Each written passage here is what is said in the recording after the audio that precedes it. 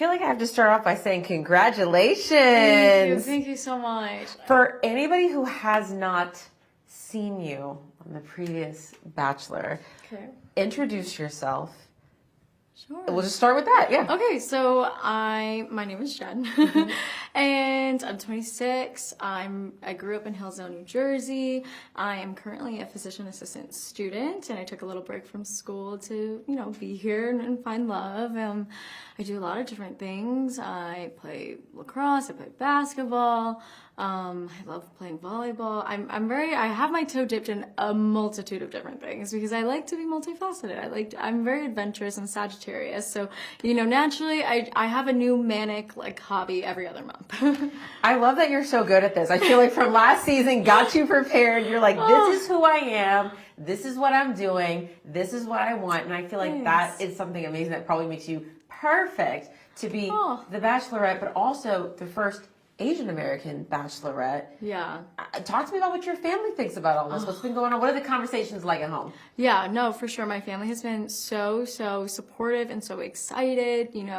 I feel like for me, growing up, I've never really saw Asian representation on TV very often. So they have the same kind of mindset and they're just so excited. And it's funny because I actually called my little cousin and I told her, I was like, I'm going to be the next Asian Bachelorette or the first Asian Bachelorette. And she was sobbing, inconsolably crying. And I was like, wait, I don't know if you're happy or if you're sad. She's like, no, I'm really, really happy.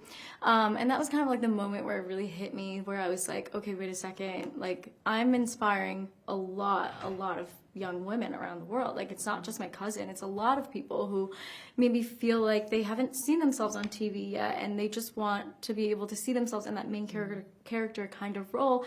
And, now my cousin and other women can be like, you know what, I can do anything I want to do. And that to me is just so incredibly humbling, and I feel so honored.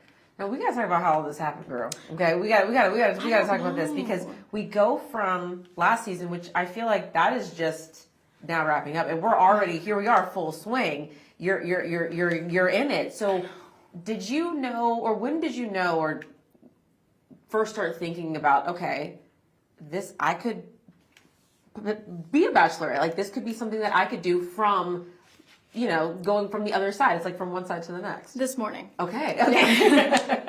No, I feel like I'm imposter syndrome because I'm did they choose the right person? I don't know. I don't think there's any situation that could possibly really, really prepare you for a role like this. But I do think at this part of my life, I am so different from all the other different versions of myself. I am the most confident I've ever been. I'm the most just the most myself that I've ever really felt, and the most ready to find love that I've ever really felt. I've worked through a lot of different toxic relationships where now I really do feel like I'm ready to find my partner, and I know what I want and I know what I don't want. And so I feel like that's the biggest thing that has prepared me for this position, I guess. So there were no reservations. You were like, you know what, things didn't work out this last time, but I'm gonna give it another shot. Well, no, because my life motto is really to just every relationship that I've ever had, I don't have regrets about, because I think every relationship that didn't work out leads you to find your person, and you learn something from it. And that's just kind of my motto, is to not have any regrets. So anytime anything bad happens, I really try to look for the silver lining in it all. Do you think that this model works? Do you think you believe that you will find love on this show? Absolutely, and I wouldn't be here if I genuinely didn't. I think the process is accelerated, but it also pushes people to really open up, and I definitely saw that in myself. In previous relationships, I really shied away from opening up and being vulnerable and talking about the things that I had gone through and my insecurities, and I think once you're able to do that, you really do feel closer to the person that you're dating. And I think it's just it's the perfect format for it, But like I said, I really don't have any regrets of anything, So I think with everything, from the previous show, I definitely felt like I learned and grew so much from it. And that's why I feel like this process definitely works. Mm-hmm. Now, you mentioned you're going to school, or you were going to school for being a physician's assistant. Was that hard, to say, I'm going to take a little break because I want to find love? Or was it this is where I'm at in my life, and I'm going to get to it when I get to it, Of course it was hard. I worked my whole life to become a PA. I went through like 20 years of schooling, high school, college, and then I took 2 years off, worked in the pandemic as a nursing assistant, and then I went to PA school. And this is what I've wanted to do my whole life. And what I wanted to do my whole life was to be a PA and then become a mom, get married, not in that order, but, so to take that time off from school and to delay my graduation date wasn't the easiest decision, but I knew that it would be worth it if I could potentially find my person. And I don't think there's a set timeline or a set specific order to do anything in. And so I was like, if I find my person now and then graduate PA school later, that's fine. It was important to me that I was able to return to PA school, which I am. Now, tell me about what it feels like to be on the other side, because you went from being one of, was it 25? Is that how it starts? Somewhere around there. 32. Let me start that over. That was a big season. Yeah. You went from being one of 32 to now being the one. And then, is there 25? Or do we know? I don't know. You don't know how many? I'm just taking I'm a guess. very excited to find out. Do you know? Could you I don't tell me? know. I just was like, 25 sounds like a good number. That does sound like a good number. Yeah. When you hear anywhere between 20, 30, we don't know. 50 maybe. 50 maybe. Give me 100. Yeah, more I'll options. take them all. The more options. The more options, the better. What are you? We're like, you haven't. You don't know who these gentlemen are yet. And if you know, you'll tell me. I would tell you. I'll tell you after. No. They don't tell me anything. No, you don't know who these gentlemen are yet. But what are the feelings like? Are you like? I hope you guys pick right for me. Like, this is the type of guy I want. Like, what are you looking for? What am I looking for? Well, first of all, I fully trust the process. So I trust that whoever's going to be there is going to be there for the right reasons. They're going to be there to really find love. And what I'm looking for is, I always say, just like some cheeky banter. I love when someone can really just like mess with me, but also like be sweet. Mm-hmm. And I loved that kind of relationship where you're just like bantering and like making fun of each other, but at the end of the day, you're also there for each other. I also feel like humor is what makes a relationship really last. And I am looking for a long-time partner. And so, when the lust fades, when the physical attraction fades, like whatever it is, like you at least still have a really good friendship. Biggest turnoffs. Chewing with your mouth open. Oh, I literally can't. Like when I see somebody at a restaurant do that, I'm like, I gotta go. Now, do you have, I don't know, it's like, do you have like I don't want to say game plan, but have you thought about like how you're going to go through this process? Like, I know you haven't seen these guys yet, but do you have like okay, this is what I want to do. And if somebody does this, I might, give them a second chance. Like, do you have a process? Because you did go through it, but on the other end of how you might proceed. Listen, I'm a Sagittarius and I'm very impulsive, so no, I never have a plan for anything.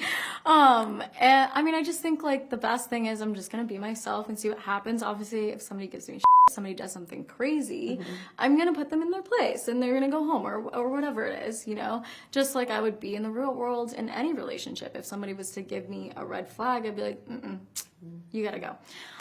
So that's just how I'm going to tackle the problems, is head on and whenever they come. And then again, because I feel like it's great that you've been through this, so you kind of know certain things, but then I'm curious, like, what part of the process are you most excited about? And then which part are you most nervous about? I don't know. That's a good question. Well, first and foremost, I'm very, very excited to just begin my journey. Obviously, the ending is going to be really exciting too, but like, I'm just so excited to meet these men and potentially, see who's going to stand out to me and then see how my mind might change later on, or how the strongest connection in the beginning might just really last the whole time. Like, that would be so crazy too. And the thing I'm most scared of, definitely just opening up my heart to someone who maybe at the end of the day isn't there for me or isn't looking for something long term. Yeah. Has the family given you any like do's and don'ts or advice or like what they want or who they're hoping you bring home, like anything of that sort? No. Okay. Thank God my mom and my brother are they understand that I'm an independent person. They've known me for 26 years. They know that I'm not going to listen to them anyways. But I also think that they really trust me, and they're like, you know what, we're happy if you're happy, so do what truly makes you happy. And I'm so incredibly grateful to have a family like that. Now, is there any like dream destinations that you'd like to go on? Because I know during the show, you guys go somewhere. Do you have any place in mind, or were you able to put any input? Like, please send us here. You know, I've always wanted to go to Africa. Like my entire life, I've just always wanted to go there. And you know how they sleep in the little tents and the giraffes wake them up, and I just feel like that would be so fun. And I'm an animal lover, so. That sounds great. Yeah. Now, how did you find out that you were going to become the Bachelorette? Oh, I don't even know. One day I was sitting on the couch coming home from work or whatever, and I just got a little phone call. And then my life changed, and here we are. So now sitting in this seat and Yeah. seeing how the season went, how do you feel about how things ended? How things ended on Joey's season. I still have not seen the last episode, but I did hear what happens, and you know, seeing the season play out, you know, I definitely knew that Daisy and Kelsey were gonna be, we're gonna have the strongest connections with Joey, and I didn't really know how it was gonna turn out at the end, so I didn't have a prediction for that. But I'm just, at the end of the day, so happy that, you know, he chose someone who makes him the happiest, and that's the only thing that I really wish for him, was to find someone who truly makes him happy. And now it's your turn. So if these guys are watching this right now, what would you say to them? My little man. Oh, I'm so excited. Like I said, I'm looking for some fun, and all I want is for you guys to come here and to have fun with me, but to also open up your heart to the whole process. It can be tough at times.